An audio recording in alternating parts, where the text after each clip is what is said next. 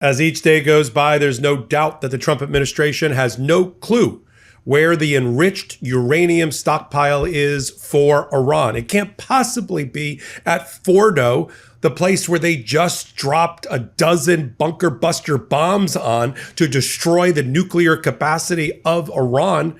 How do you destroy the nuclear capacity of Iran and believe that they're still storing the uranium there? And Donald Trump wants to distract from all the fact that the intelligence community, his own intelligence community, can't make a proper assessment of whether there has been a setback or not. So instead, he's going after the New York Times and CNN because they reported about an intelligence report from his own administration answering to Tulsi Gabbard, who said that at best, at least preliminarily, the nuclear program for Iran was set back just a few months. Pete Hegseth takes to the podium at a presser where he goes after the New York Times and CNN, but even he doesn't properly provide any details. Nor does General Kane about the assessment of the damage at the sites. Isn't that what this is all about? Sure, it's interesting to hear the tick-tock of exactly what happened in the 37-hour mission of the two B-2 bombers. I get it. But we want to know about what happened and where is the uranium. And why, finally, didn't they hit the fourth site at Pickaxe Mountain? Yeah, Pickaxe Mountain. That's likely where the nuclear or the uranium enriched is right now, because there were trucks that were sighted by satellites leaving the Fordo location before the bombing. But Donald Trump doesn't care about that. He just hires a guy in Coral Gables, Florida, named Alejandro Brito, who brings another nasty letter against CNN and New York Times. This is the lawyer they've used before to go after ABC and Stephanopoulos, to go after Michael Cohen. You know, he's just another tool in the tool bag of Donald Trump. And now he's sending nasty letters to the New York Times. And David McCaw, the general counsel for the New York Times, who I've had interaction with in the past, a positive interaction with, and as a first-rate First Amendment lawyer, he fired back on behalf of the New York Times and said, "We stand by our story. We got a copy of the assessment, and we reported on it, and we'll continue to report the truth. So will we here on the MeidasTouch Network and on Legal AF. I'm Michael Popok. Let's get to it. We're now just about a week after the bombing. You know, Saturday night will be a week. And we still don't know the assessment because the intelligence community doesn't know the assessment. The intelligence community that Donald Trump undermines on an hourly and daily basis in America. He doesn't trust his own intelligence director, Tulsi Gabbard, who has 14 different intelligence agencies reporting to her, including the one that generated this report. Doesn't barely trust the CIA, but not really, with John Ratcliffe. So there's no, and this is not a pun, there's no intelligence in the planning operation or in the execution or in the postscript for Donald Trump's military plans. None. And so what is he busy doing? Busy up there saying that the media, who has a job to do, whether Donald Trump likes it or not, as allowed by our founding fathers and framers, has a job to do to bring tyrants to bear, to bring them to their knees, to properly report, to give the American people and voter true information and investigative reporting. They have a job to do. Trump has a job to do. Let's stop attacking the media over their job. And they sent that nasty letter. I love these comments from the letter. You're unpatriotic. You're false. You're defamatory. They're none of those things. Here's what David McCaw, top flight First Amendment lawyer, general counsel within the office of the general counsel for the New York Times. Here's what he wrote back. First, Alejandro Brito, who I don't know, but I practice in the same neighborhood. He described the attack on Iran as historic and a resounding military success that unequivocally eliminated Iran's nuclear capabilities and brought peace to the region. Who believes that? They unequivocally eliminated? Even General Kane doesn't say that. Nobody says that. In fact, at the press conference, and I'll show you a clip from it in a minute, the best that even Hegseth can do, and he's political hack of the First Order for Donald Trump and a bootlicker of the First Order, the best he can come up with is, I'll leave that to the intelligence community to assess. Right. So why is this lawyer in a small office in Coral Gables, Florida, making reference to a resounding success of the military operation? Who wrote this for him? He said the New York Times article about the preliminary intelligence assessment, which was a top secret report that the Times got their hands on, undermine the credibility and integrity of the president in the eyes of the public and the professional community. I don't even know what that means. He's been defamed? I don't think you can defame the president by accurately reporting the leak of a top secret classified document. Here's what McCaw wrote, the Times lawyer. The U.S. intelligence services issued a preliminary assessment concluding that the attacks delayed Iran's nuclear program only by a few months. This is what we reported. While the Trump administration protests that the assessments were only preliminary, which, by the way, was the second word of our article. I love McCaw. And that later assessments may come to different conclusions. No one in the administration disputes that the first assessments said exactly what the article said they did. The destruction caused by the raid was not as significant as the president's remarks suggested. Hey everybody, Ben Meiselas here from the MeidasTouch Network. I wanted to let you know about my podcast partner, Michael Popok's new law firm. It's called the Popok Firm. Michael Popok's pursuing his dream of starting his own law firm, really based on the popular demand by all the Meidas Mighty and legal AFers who are approaching Michael Popok with their cases and saying, can you help us? And at that time, Popok was not able to.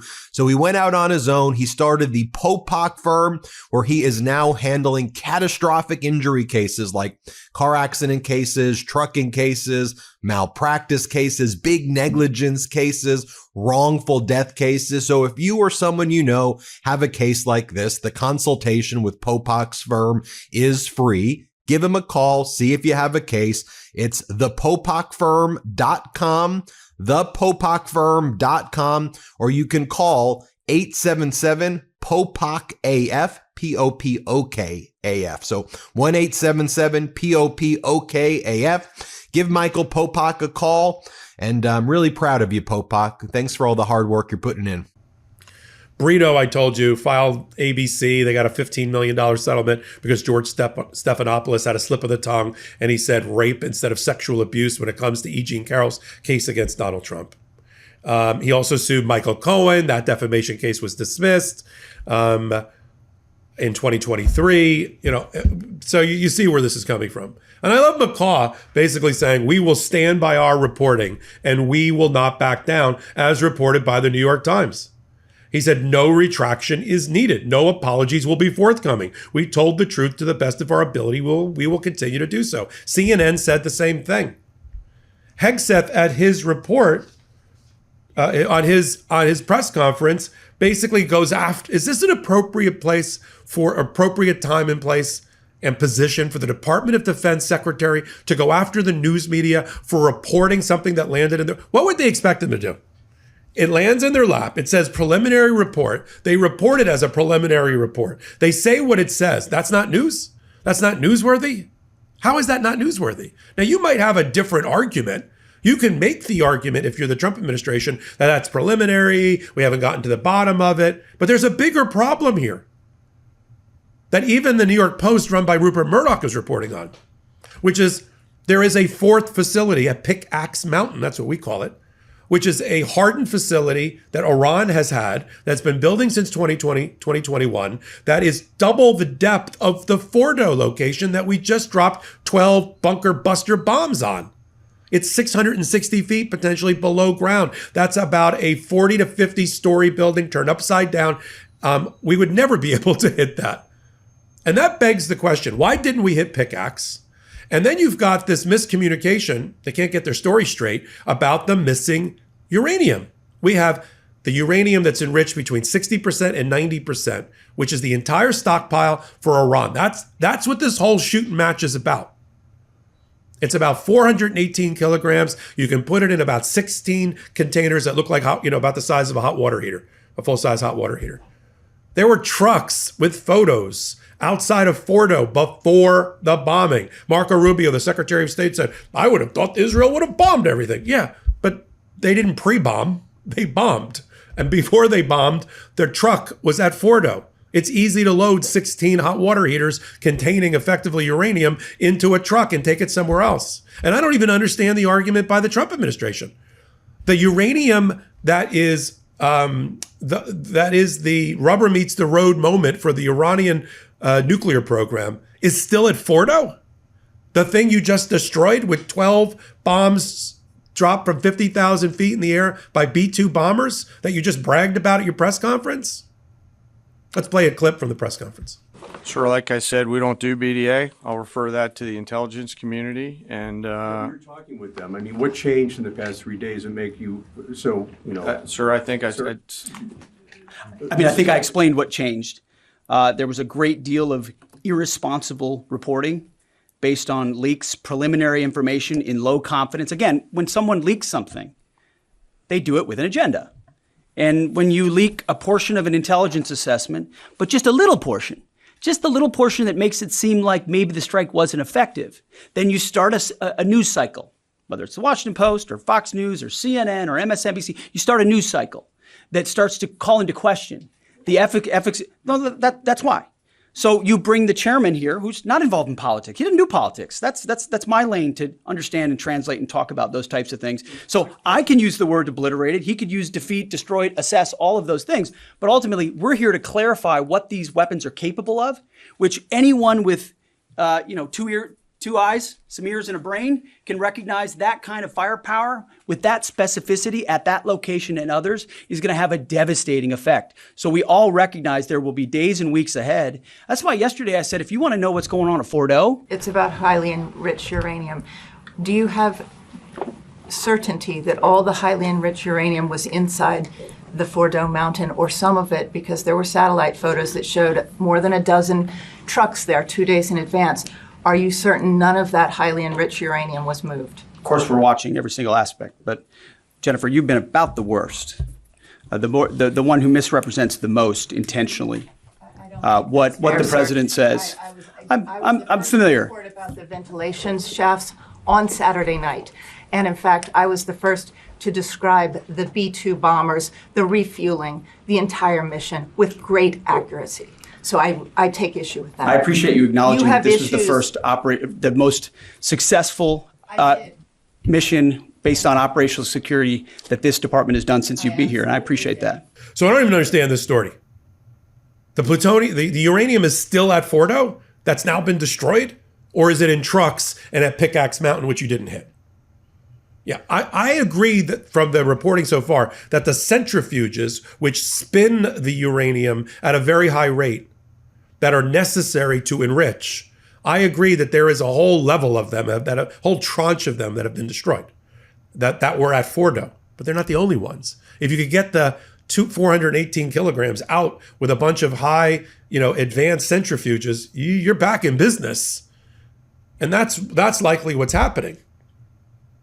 Even Donald Trump now is trying to negotiate his way out of this mess by offering to pay for or invest $30 billion into redeveloping the civilian nuclear program for Iran as a big carrot to get them to settle. So we're going to continue to follow this all. We speak truth right here on the MeidasTouch Network and on Legal AF. I'm Michael Popok. Take a minute, come over to the YouTube channel for Legal AF. Hit the subscribe button there as well. And we post a lot of these things and anything I get my hands on the Legal AF Substack. So until my next report, I'm Michael Popok. Can't get your fill of Legal AF? Me neither. That's why we formed the Legal AF Substack. Every time we mention something in a hot take, whether it's a court filing or a oral argument, come over to the Substack. You'll find the court filing and the oral argument there, including a daily roundup that I do called, wait for it, Morning AF. What else? All the other contributors from Legal AF are there as well. We got some new reporting. We got interviews. We got ad-free versions of the podcast and hot takes. Where? Legal AF on Substack. Come over now to free subscribe.